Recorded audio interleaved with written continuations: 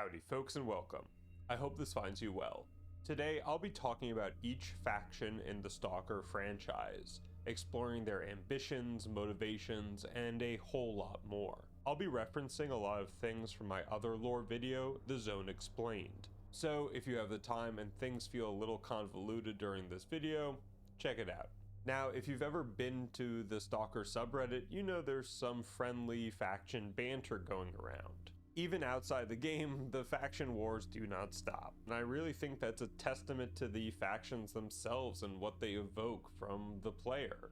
Each faction is not just black and white, there's nuance to them, and sometimes you'll be questioning why certain people do join the factions they choose. Each faction has a different view of the zone and what to do with it, if they had control over anything, which they do not. There's also another lens that you have to view the factions through, and that's them changing or shifting throughout the zone throughout the trilogy of games. For example, Freedom was in Dark Valley first and then got chased out by bandits, which you see in Clear Sky, the prequel to Shadow of Chernobyl. Plus, there's so many phenomena and player-induced events that the factions could not just be static. I'll try to outline where we are in the games while each faction is being explained. Now, if I miss anything or go over something that you find important, please let us know in the comments below. I think it's one of the best things about this channel that everyone gets to share their thoughts and opinions about the things that I'm covering. And there is a lot to cover, so let's get started. There are 10 official Stalker factions in the franchise, and then some cut content. If we have the time at the end of the video, I would love to talk about some of that said cut content, Sin being the faction that I think really should be in the game, and I'm crossing my fingers they're in Stalker 2, but I digress. Let's start with the military, our first faction. Everything before 2006 in the Stalker universe is what it's like in the history books. We have the Chernobyl disaster, the exclusion zone, like normal exclusion zone, radiation. Then you get the Soviet Union breaking up, and you get the idea. The military that we're talking about today is that of the Ukrainian government. The Ukrainian government, of course, wants a perimeter around the exclusion zone.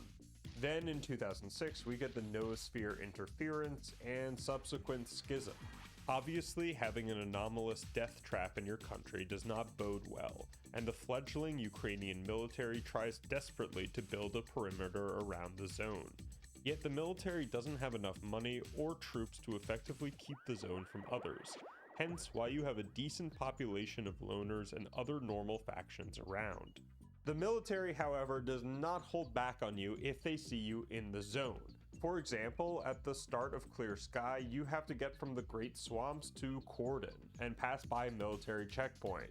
If you played Shadow of Chernobyl, this military base was kind of a pushover, but in Clear Sky, they had this machine gun that honestly scared the living you-know-what out of me.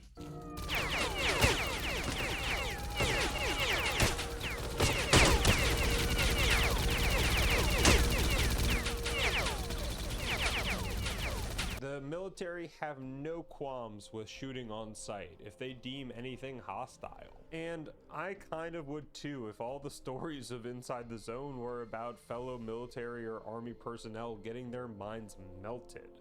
Plus getting assailed by jumping corpses, or that's what the Snorks look like to me at least, and getting shot at by one-person armies. The military have a lot of firepower, they just don't use it that well. Of course, military troops are outfitted with military gear, so you'll get 545 weapons, a whole ton of grenades, and bandages galore. The military also uses helicopters a lot in the zone, but for every Yantar shooting all the zombies, you get botched operations like the whole entire game of Call of Pripyat. It's kind of funny to me because the military has this hubris around them, like they sent in helicopters before and it did not work. At the end of Shadow of Chernobyl, once S.T.A.L.K.E.R disables the Brain Scorcher, the military and everyone that couldn't get troops into the center of the zone tried to. The thing is, all those helicopters got blown to smithereens. Then the military in Call of Pripyat send in the Stingrays, and 5 of them crash, even though they have some advanced anomalous detecting technology. Anyways, not all the military are useless little grunts. As I was just saying, playing Call of Pripyat, main protagonist Alexander Diktarev, I'm sorry about that pronunciation, is a complete badass and works for the USS, the Special Forces Operations, I guess, of Ukraine. He's there to investigate why the military helicopters crashed, even though they were outfitted with a ton of technology, especially for detecting anomalies. Looks like the crew died in midair and the helicopter simply crashed because there was nobody there to fly it. The onboard computer was a little luckier. I wonder if there's anything useful here. Ah, there's something. A map of the area with certain locations marked. That should come in handy. Now, I loved playing as Alexander, especially since you just like pop up at the start of the game. Like you literally just load in and you're right in the north of the zone. And all the influence that you can have on the zone is pretty striking. Another cool thing Alexander does is find documents proving that the Soviets were testing a lot of shady things back in the day. If you get one of the good endings in Call of Pripyat, it even leads to more research of the zone. I'm just praying that we get a chance to go back into the X labs in Stalker 2. One of the only tentative allies of the military are our next faction, the Ecologists. Ecologists are a bunch of scientists that have come from the outside to study the zone, all in the ambition of finding cures to diseases like cancer or figuring out, let's say, infinite power or teleportation. Mark one, what the hell? On your travels throughout the zone, ecologists stand out like a sore thumb. They're usually wearing very specific scientific suits that help them deal with anomalies and radiation. But then you have the specific ecologists, and that's when you get into the professors that know a lot more than they're willing to let on.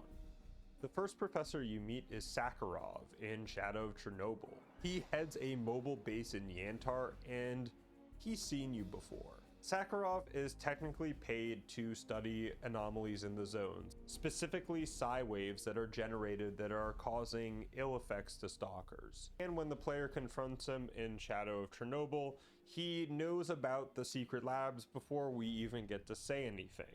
He also absolutely remembers the player, spoiler warnings, but the marked one is Straylock, and Sakharov gave Straylock the psi device like before Straylock got amnesia, and then he dots us going, what's your name? Oh, you're the marked one?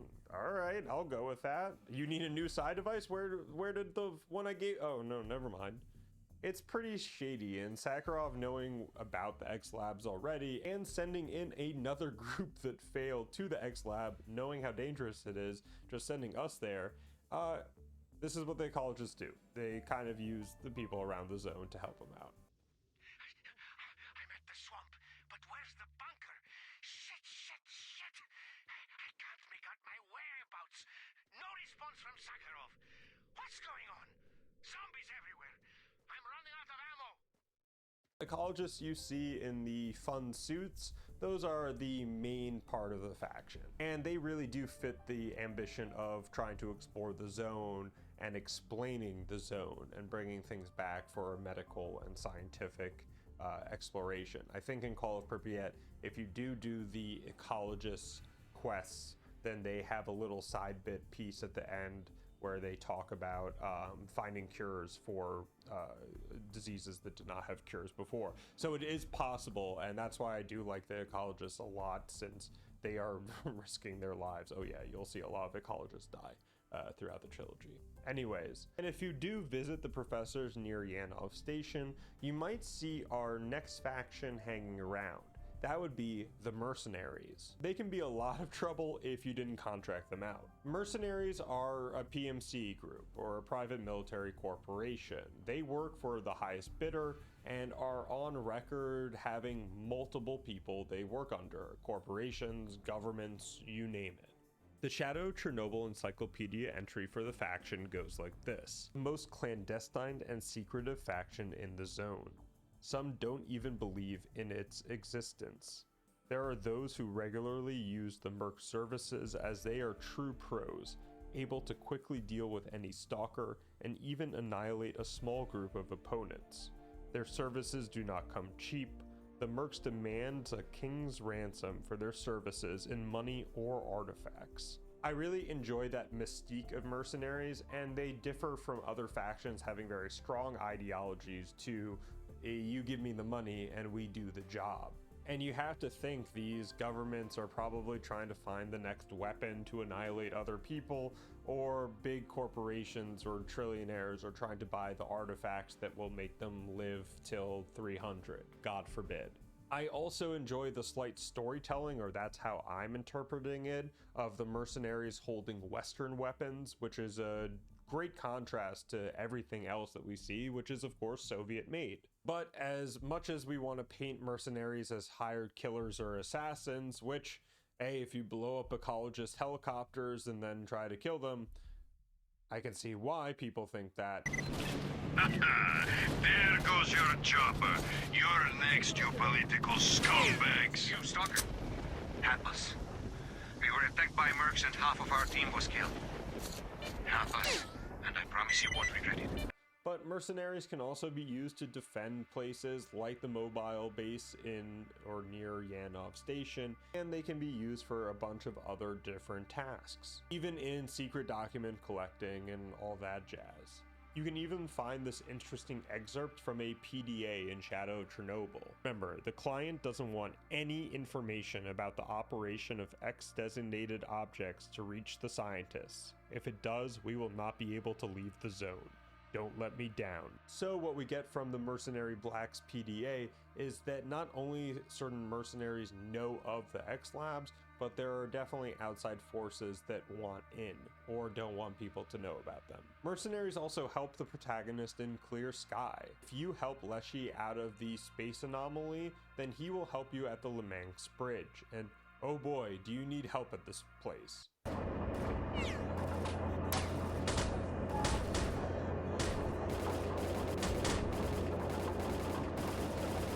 But most of the time you won't be working together with mercs, you'll just be fighting them in close quarters or around the army warehouses. Speaking about the army warehouses, I think our next faction will be Freedom.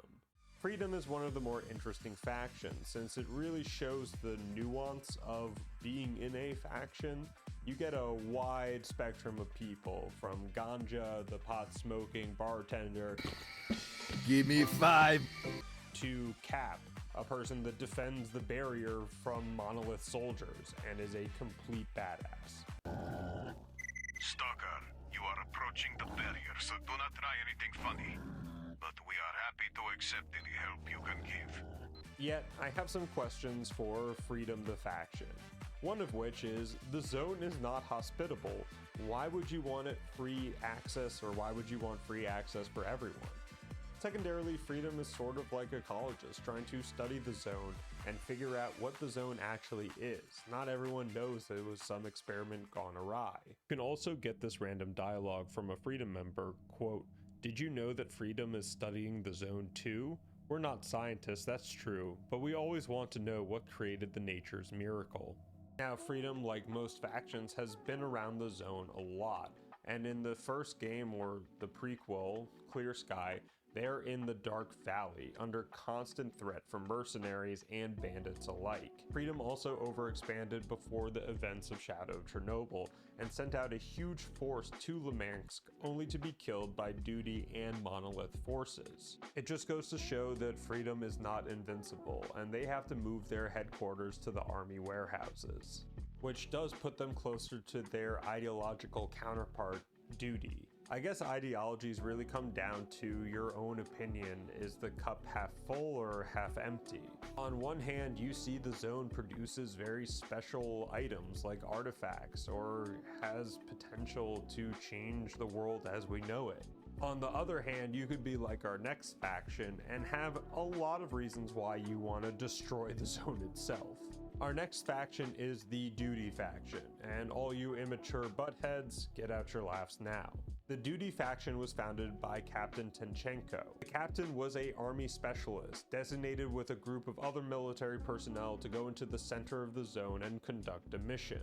This was around 2006, but there were reports of people entering the exclusion zone and a lot of reports of other weird and crazy things going on. The military detachment suffered major casualties as they were swept away by mutants. Remember, people don't really know what's in the zone in around 2006, so the military just sends these guys in there with a whim. There was a reason why the zone fought so hard against this first military detachment. You can get this quote from Major Zagenskev, Zavenstiv. I'm just going to say Major Zai. He has a quote about the first military incursion. Quote, "I heard a few stories about how, just as the zone formed, the government organized a military operation in here.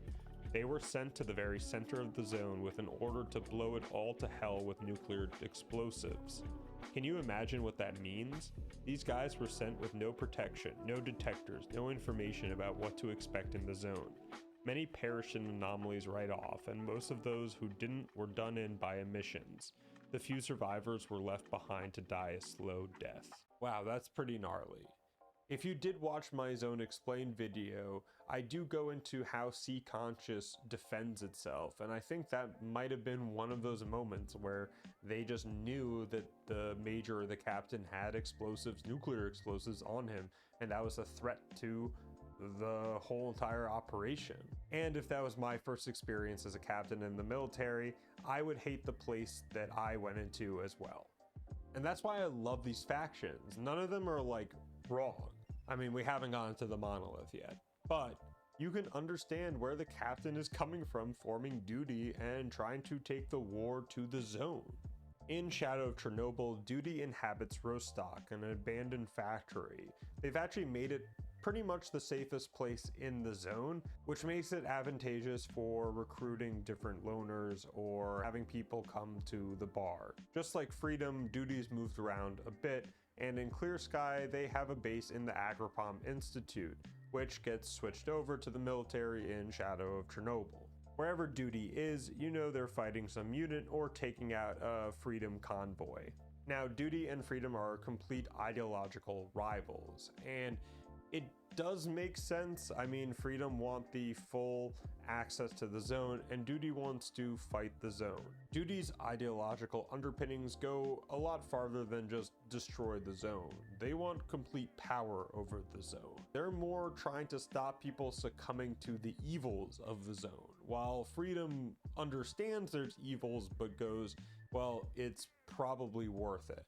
Duty doesn't even sell artifacts to anyone but Ecologists, and that's for weapons and ammunition. So I wonder what Duty will look like in Stalker 2 and whether the player will have any chance at reclaiming their former glory. A faction with no glory is the Bandits, and they are coming up next. Cash in your artifacts and quick, you asshole. It's the Bandits! Help! The Bandits' sole purpose, goal, ambition is to screw over everyone else. Bandits might seem like a disorganized group of criminals, and in the South, they kind of are. But once you head north in the zone, you'll come across some bandit leaders and gangs that are nothing to trifle with. The Shadow of Chernobyl encyclopedia description of bandits goes, quote, "Members of the criminal underworld who came to the zone for different reasons, to make money by selling artifacts, hide from the law, or trade in weapons. The zone is full of bandits ranging from common thugs to serious criminals, most of whom are members of one or more gang. Although the zone gangs frequently fight among themselves, the criminal element still poses a serious problem for normal stalkers." End quote. So bandits can be anyone that just escapes to the zone and wants to do some chaotic shit. Bandits have a couple of leaders that you meet. I still don't know if I can actually talk with Barov in Shadow of Chernobyl. Please let me know if there's any way to go into the bandit camp without starting the alarm.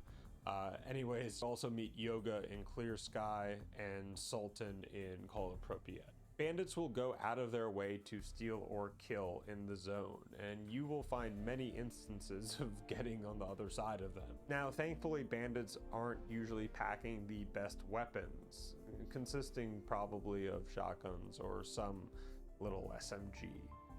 But in Clear Sky, you can run into a bandit with an exoskeleton, and some of his group have like really good weapons. So I don't know what was up with that. Maybe they just found them, or maybe these are the elite bandits that we never talk about. A close relative of bandits would be the Renegades from Clear Sky. Now, I did some research because it always confused me about what the difference between the Renegades are and the bandits.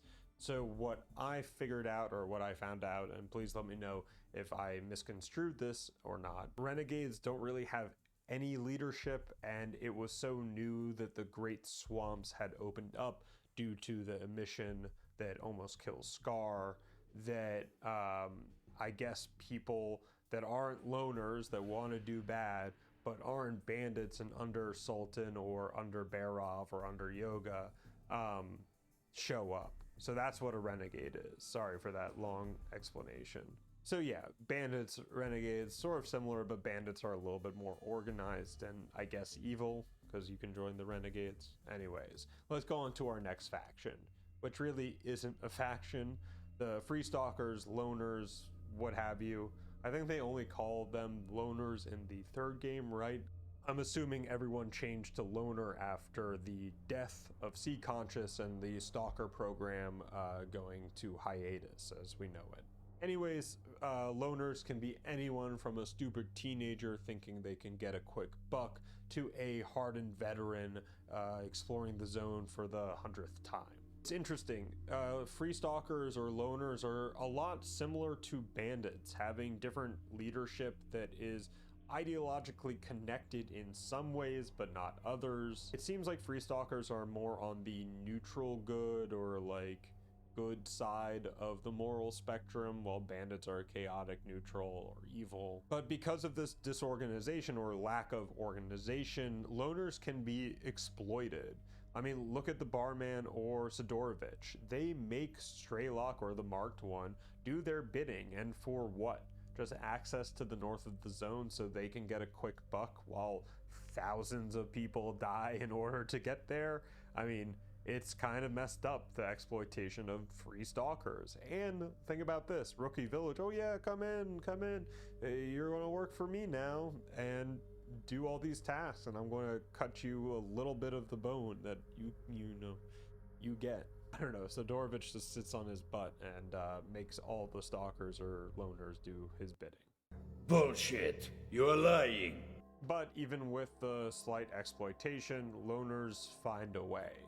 So it's around 2006 and rumors start going around about the zone and some of the horrifying things people are talking about, like mutants or anomalies. But then you have another aspect being the artifacts, and a lot of people, especially in post-Soviet era, even though 2006, I guess it's not post-Soviet, 10 years, post-Soviet, need some money. And so this talk of like valuable artifacts that will change your life compels people, just random people like you or me, to go into the zone. Side note, if this ever happens in real life and you played these games and think you can survive, buddy, I know I wouldn't. I would walk 1 foot and just get spun up and you know what I mean. Going back to the loner leadership debacle or disorganization, there are some leaders that do a lot of good for the Free Stalkers, that being Beard and Call-It-Pripyat. Yet. You can help him with a lot of different things, and if you do the situations that need be, at the end of Call-It-Pripyat, Yet, it says that he and other Free Stalkers start to inhabit Pripyat in the laundromat and start to take it over, which is kind of cool because that place still gives me nightmares. I also hope they disclose all the crazy stuff in the X labs that they find, because I know X8 is not the only one. But I know a faction that wouldn't like all that being disclosed, and that's our next faction, Clear Sky. People are mistaken in their belief that they understand the essence of what the zone truly is. Some consider it to be a universal evil, others a wonder sent down to humanity, and others still consider it no more than a source of riches. They are all wrong. Now, the game is called Clear Sky, and the faction is called Clear Sky, and oh boy, I will try my best, and hopefully with context and my voice, vocal implications, we'll figure out which one I'm talking about. Now, Clear Sky the faction inhabit the Great Swamps in Clear Sky the game. Clear Sky on the surface are simple researchers trying to understand the intricacies of the zone and its anomalies. They also state that they want to try to deactivate the zone or contain it. Now, I've tried my best to be unbiased here and give you the honest facts about each faction, but I can't not be angry at Clear Sky, and here's why. The faction is headed by Lebedev, the first person you meet in Clear Sky the game, and oh boy, let me tell you, he's been in the zone for quite some time. Now, major spoilers. Lebedev was part of the Soviet team before 2006 that were working in the X labs. You can even find his name and portrait in Lab X8 in Call of Pripyat.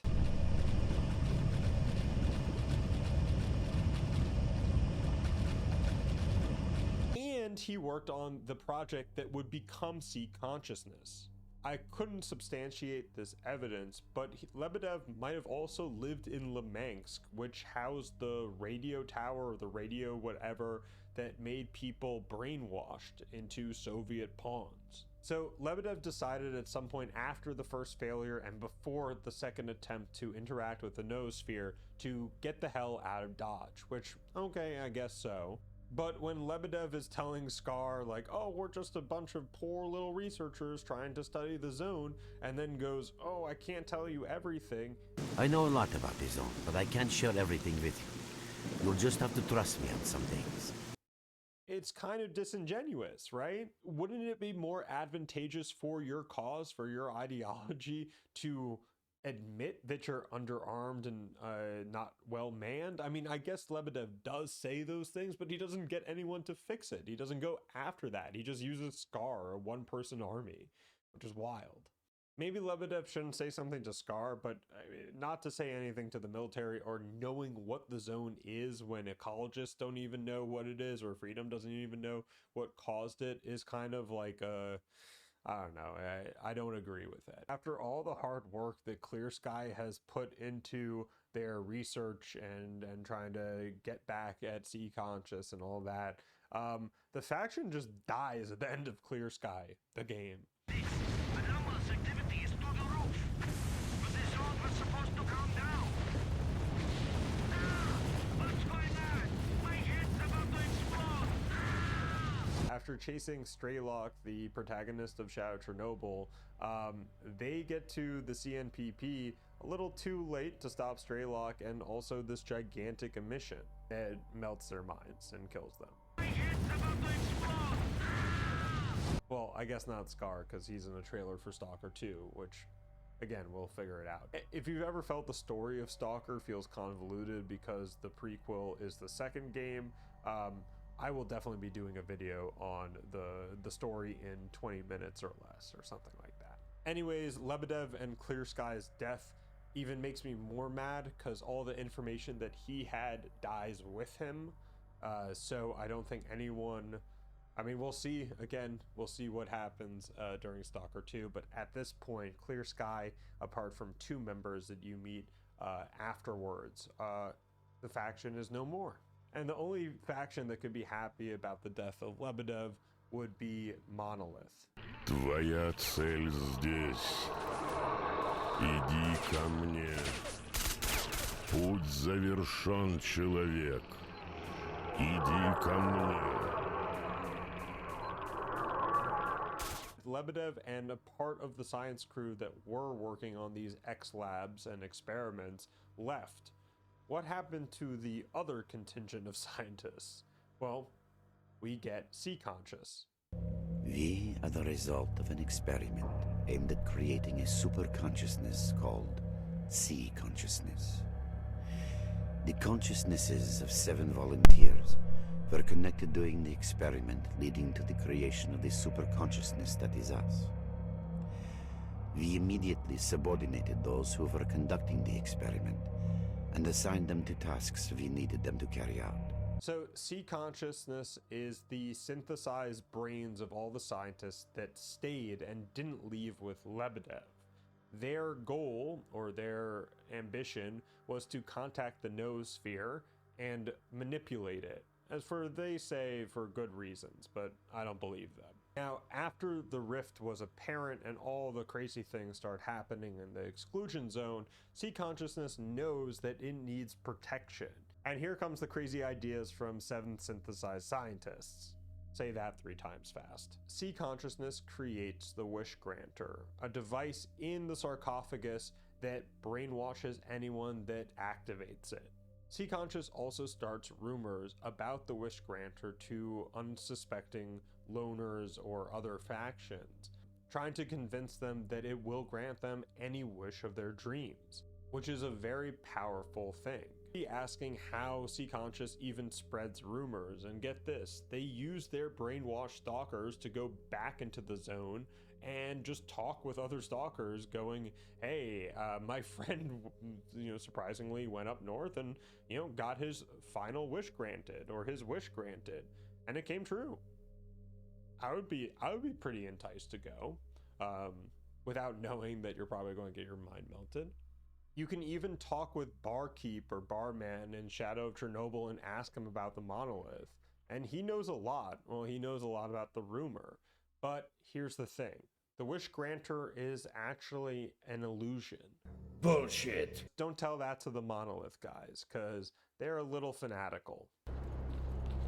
We await your orders, O Monolith. O Monolith, we do not hear you.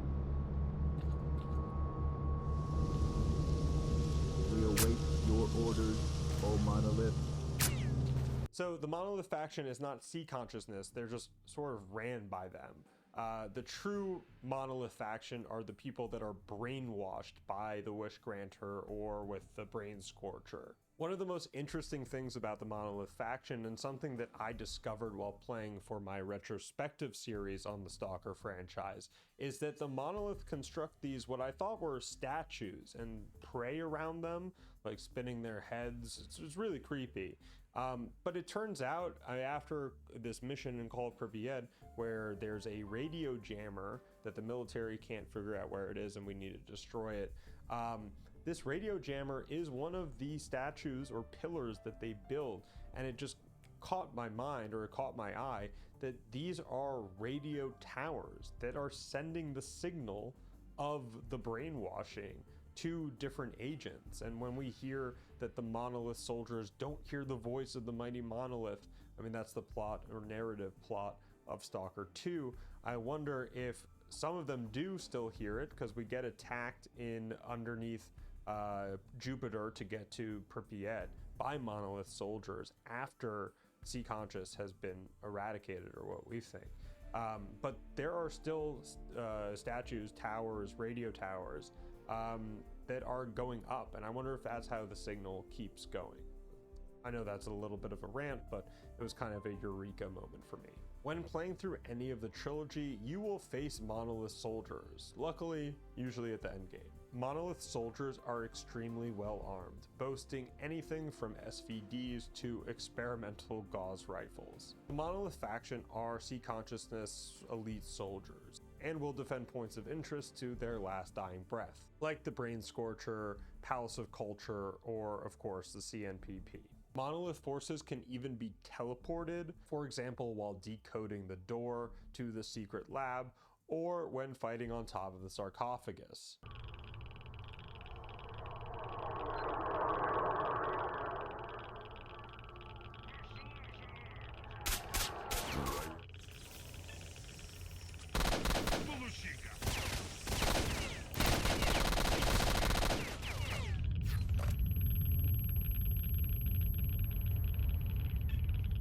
Remember, we've already experienced a Monolith squad devoid of the voice, so they are not under the influence of the C consciousness or of the Monolith. I really hope they revisit this, because I find it interesting the religious fervor that these brainwashed Monolith soldiers have for the structure, and then to, I guess, leave the religious fanaticism leaves a big part of, I guess, their identity, and I'm really interested to see how they go about this in Stalker 2.